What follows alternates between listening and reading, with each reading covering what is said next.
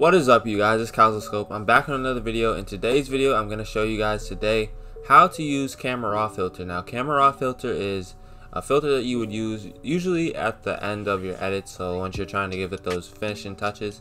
And a lot of people have like questions on how can I use it to the best of my ability, and there's no like simple answer to it, but it's not very hard to use once you start getting more comfortable with it and just knowing your colors, and you'll be able to adjust to that.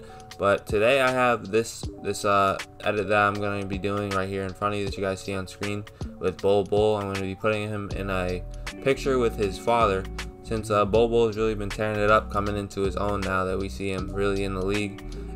So yeah, man, we're gonna get into this. I'm gonna go through a speed art just so you guys if you guys want to see the speed art, that'll be cool, because I like when you guys watch my speed arts and give feedback, stuff like that. And I'm gonna put him into a scene with his father, and then from there I'm gonna show what I would do after to do all the Camera Raw filter things to give it those nice finishing touches. So if you guys are ready for this video, make sure you guys drop a like, subscribe to the channel if you're new, and if you don't want to see the speed art and just want to see the Camera Raw filter, what I do on there, I'll definitely leave a timestamp. So hey man, appreciate everybody. Make sure you like, comment, subscribe. It's been Calzoscope. Enjoy.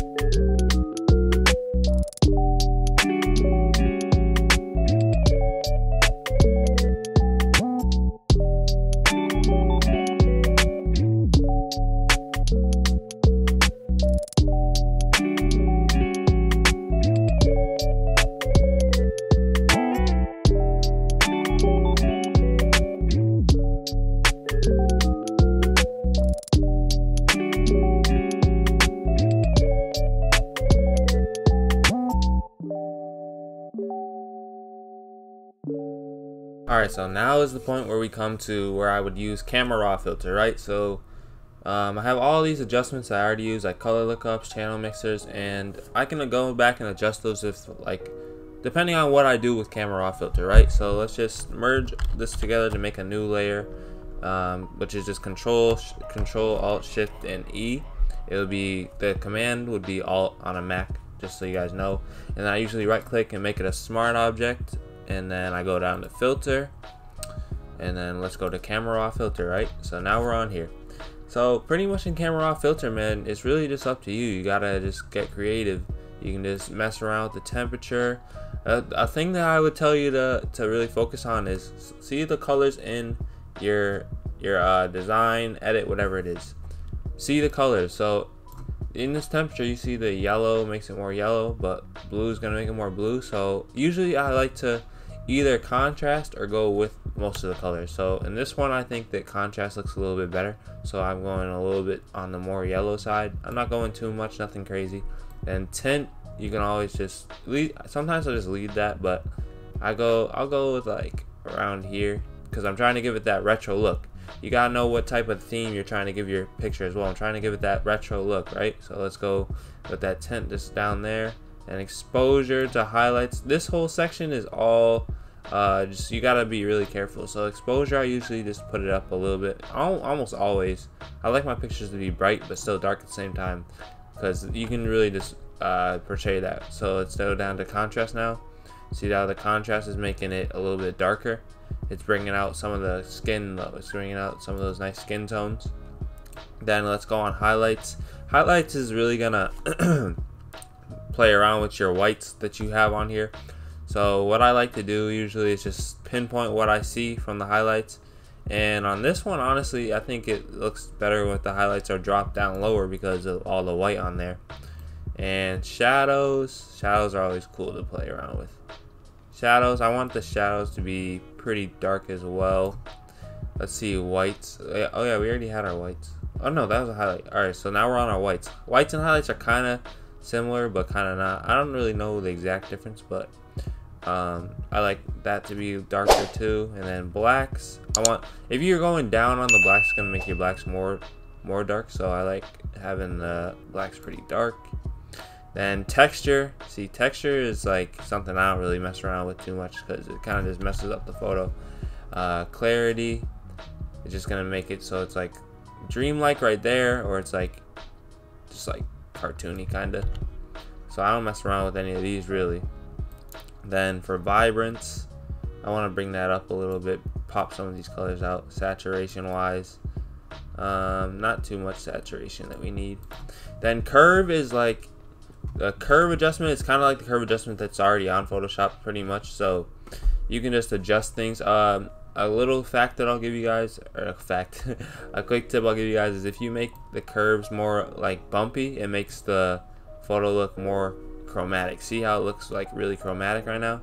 That's because I'm making the curves really bumpy and stuff. So on curves, I don't really try to do too much. I try to bring out a little bit of chromatics on it because it just makes the photo just look a little bit cleaner. Not cleaner, but it just makes it look like more dynamic, right? So see how I'm going in the middle of these 2 points that I set, and I'm gonna make it a little bit more chromatic. It just makes the photo look a little bit cooler. Then for detail, you can sharpen your photo, which is kind of like grainy, which is kind of like the grain filter that I use with Topaz Labs, but I don't really mess around with that too much. Reds is gonna pinpoint all your reds. So now this section, the color mixer section, is pinpointing all your colors in the photo, right? So your reds, you can actually just, it's really cool because you can actually just select your reds and see what you want to do with your reds. You want to make your reds a darker red, you can pick oranges. See, I'm just gonna go through and kind of just alter things, right? So yeah, man, it's like you guys like it's pretty cool to use. It's not nothing crazy to get down, Camera Raw filter, but it can be a lot at first, but you just got to get used to it. Blues, kind of brings a nice little highlight.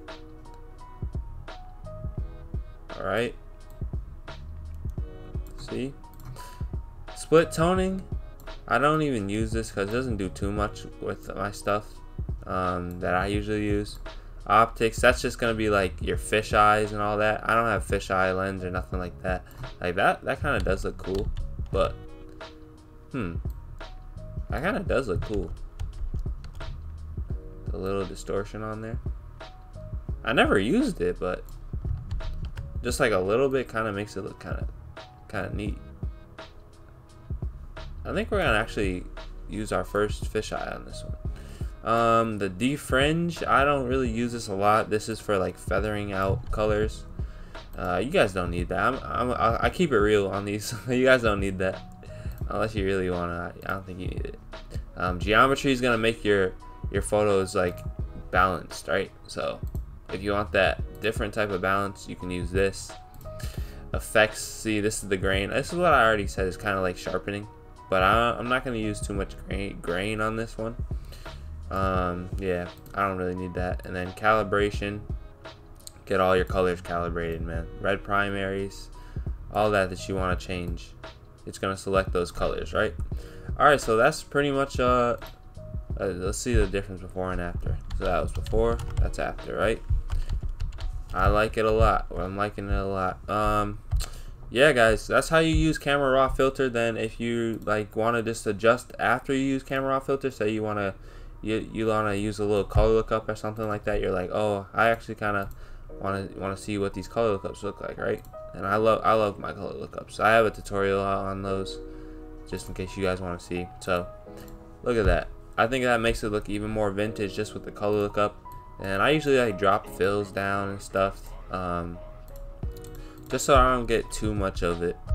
And yeah, man, that's how you're gonna use your color lookups. And I hope you guys like the speed art that I put together for you guys too. Yeah, I went through everything with color lookups, levels, all the levels of it. So just don't be scared to use the camera raw filter, because it's gonna enhance your work so much. And especially like in the glow edits that I do, camera raw filter is a major thing for me, because at the end it's really gonna bring out highlights. It really can bring out highlights and the colors that you really want to. So if this helped you guys out, I know it was a quick tutorial, the speed art before. Hope you guys enjoyed that. Make sure you guys drop a comment down below. I want to know what you guys want to know from Photoshop, because I'm going to be trying to drop a lot more tutorials. We've been doing a lot of live streams, but I want to drop a lot more tutorials for you guys. So just let me know that down below. And until next time, man, I hope everybody takes care. Get to designing, get to content creating. It's been Calso Scope. Stay scope, y'all. Peace.